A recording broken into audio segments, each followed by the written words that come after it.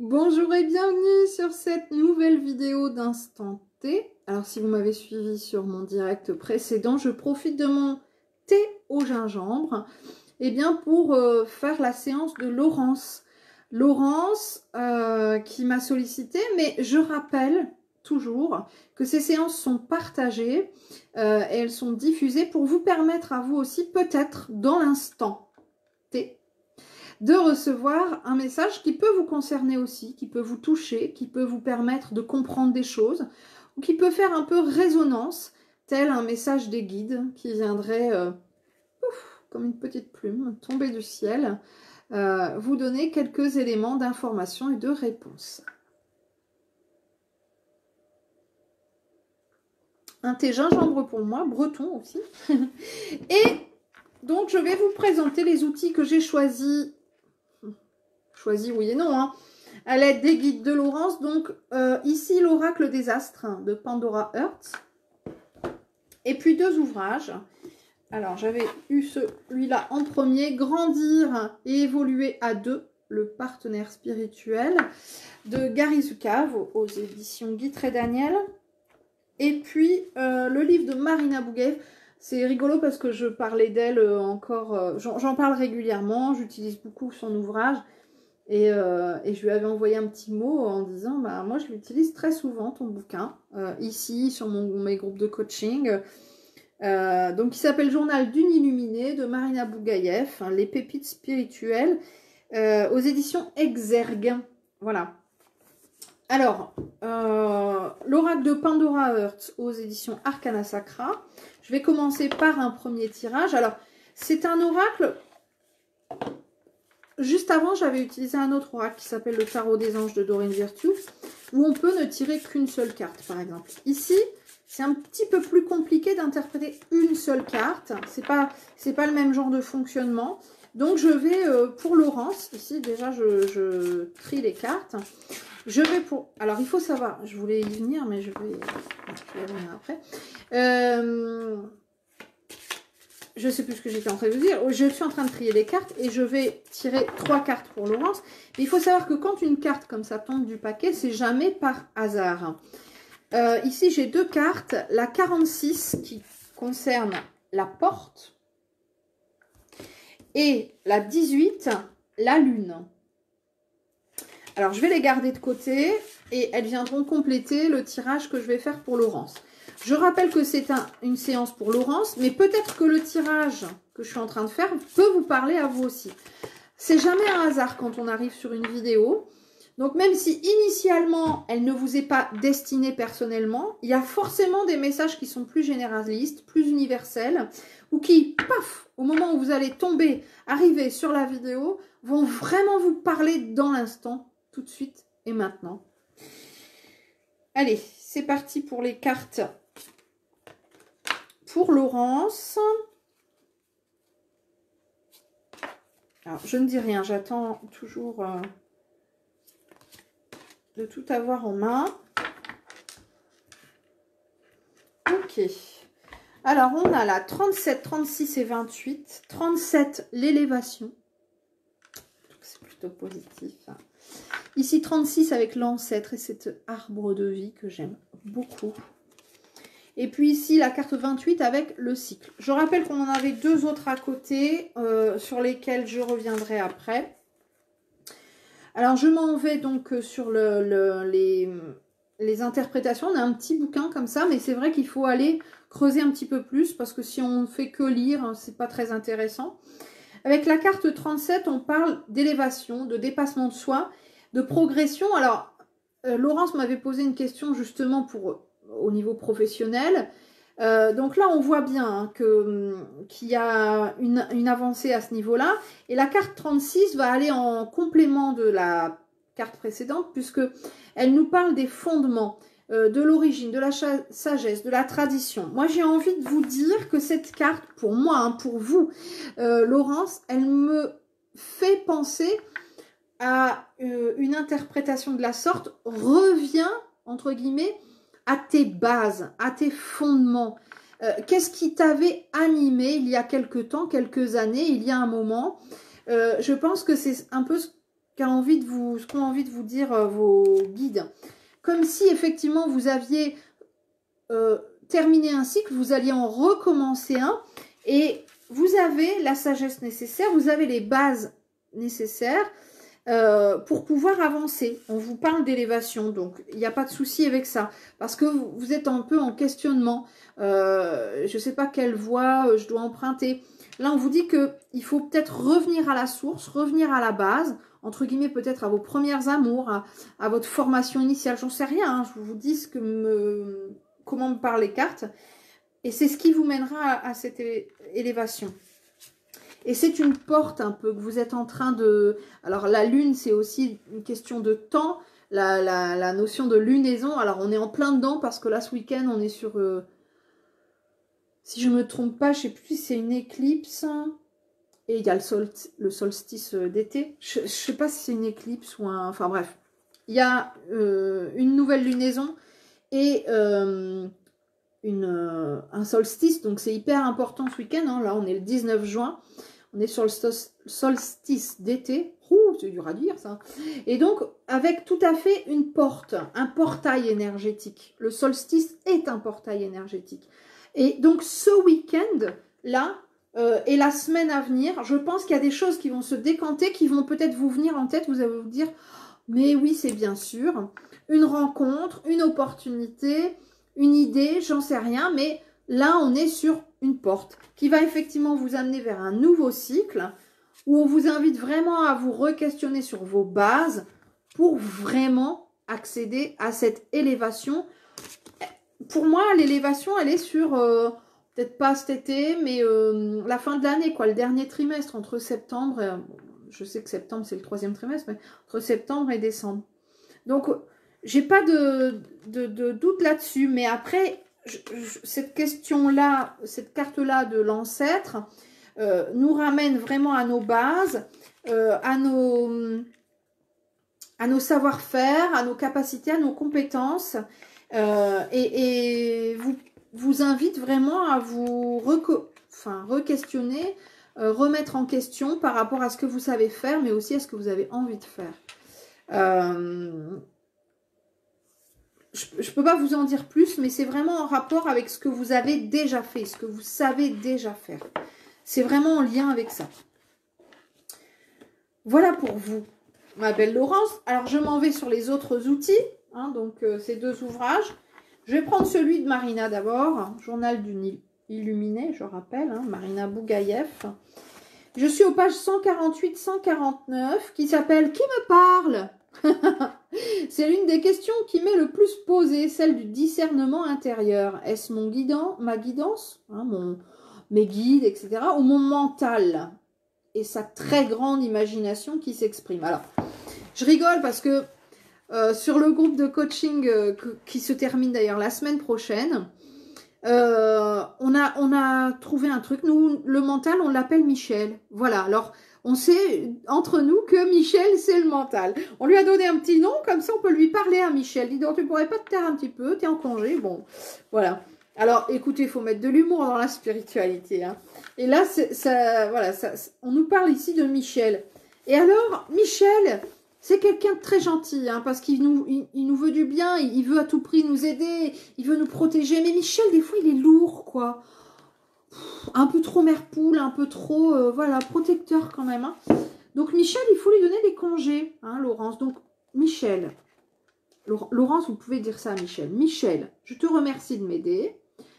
Je te remercie de me protéger. Mais, je t'invite, s'il te plaît, à te mettre un petit peu en retrait pour laisser mon autre ami Intuition, alors trouvez-lui un prénom, c'est à vous de voir, s'exprimer. Voilà. Donc, je suis sûre et certaine que vous avez déjà des idées.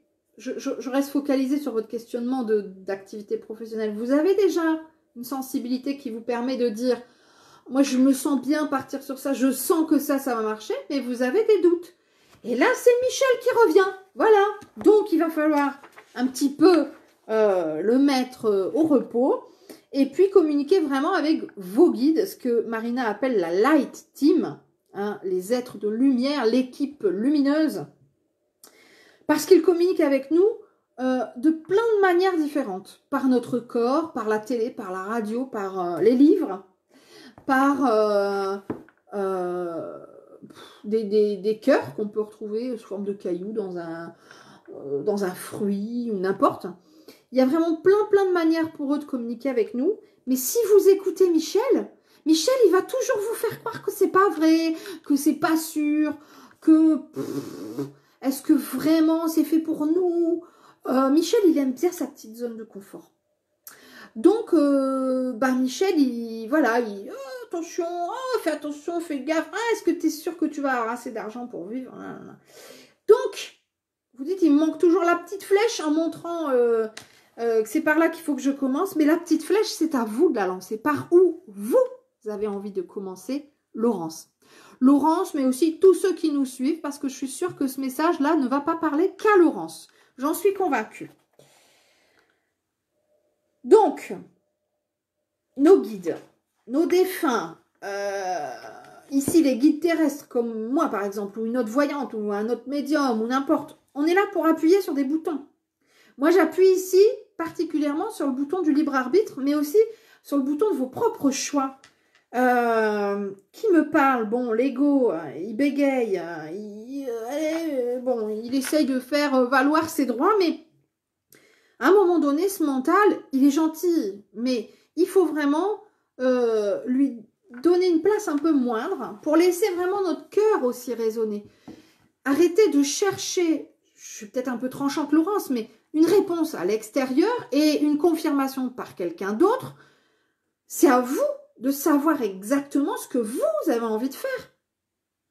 Alors là, je vous entends déjà me dire, oui, mais ce que j'ai envie, c'est pas possible, ou pas maintenant, ou c'est compliqué, ou j'ai pas les ressources pour. Ça, je l'entends tous les jours. Seulement, petit pas par petit pas, souvent on arrive à faire ce qui nous plaît vraiment. Et c'est de toute façon uniquement comme ça qu'on arrive pleinement à se reconnecter à notre âme et à notre chemin de vie d'incarnation. Donc, il n'y a pas, Michel, à un moment donné, coucouche panier. Voilà, pas vous dire mieux. Alors ici, que nous dit-on? Grandir et évoluer à deux, de Gary Zukav, le partenariat spirituel aux éditions Guitre et Daniel. J'ai le 133, tiens c'est marrant, j'ai le 133 en tête et j'avais ouvert à la page 233. Je vais me la garder sous le coude celle-là.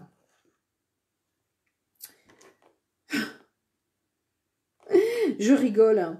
Alors là, on parle de la notion d'intégrité, mais on parle aussi de la notion de mental. Et on vous dit d'intérioriser votre propre autorité. Pour ne pas croire que c'est une autorité extérieure qui vous contrôle. Excellent. Excellent. Là, on revient sur Michel. Hein. C'est Michel qui nous contrôle. Michel est le contrôleur en chef. Si vous désobéissez à l'un de ses ordres en vous disant qu'on ne le saura pas, vous n'en vivez pas moins dans la peur, la souffrance d'être pris sur le fait, puni. Vous vous punissez donc vous-même jusqu'à ce que vous soyez puni par autrui. C'est vrai, qu'est-ce qu'on s'auto-sabote. Jacques Salomé a énormément travaillé sur ça, l'auto-sabotage. Et là, je pense que c'est un peu ce que vous faites. Vous vous auto-sabotez en niant un petit peu vos propres aspirations et en laissant Michel prendre le dessus. Je ne gagnerai pas assez, je ne suis pas sûre d'y arriver. Est-ce que j'ai les compétences? Est-ce que j'ai le droit? Est-ce que je suis légitime? Alors, j'en reviens à la page 133 ici, qui était donc ma première idée. On nous parle d'un dragon. Intéressant. Alors, je ne sais pas ce qu'est ce dragon. On parle des jugements obsessionnels, des jugements notamment qu'on a envers soi. Dans la mythologie, le dragon va et vient comme il veut, détruisant tout ce qui est beau et tuant tout guerrier qui s'oppose à lui. Jusqu'à ce qu'il rencontre un héros, prêt à risquer sa vie pour le roi et le royaume. Lui seul peut tuer le dragon et il doit y parvenir seul. Oh, tiens donc. Oh, c'est dingue ce message.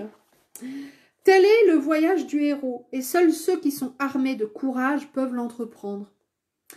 Mais Michel, il fait toujours croire qu'on n'a pas assez de courage, qu'on n'est pas assez fort, qu'on n'y arrivera pas. Et puis on croit Michel parce qu'on se dit, ben lui, il sait. Pour quelle raison, je te le demande.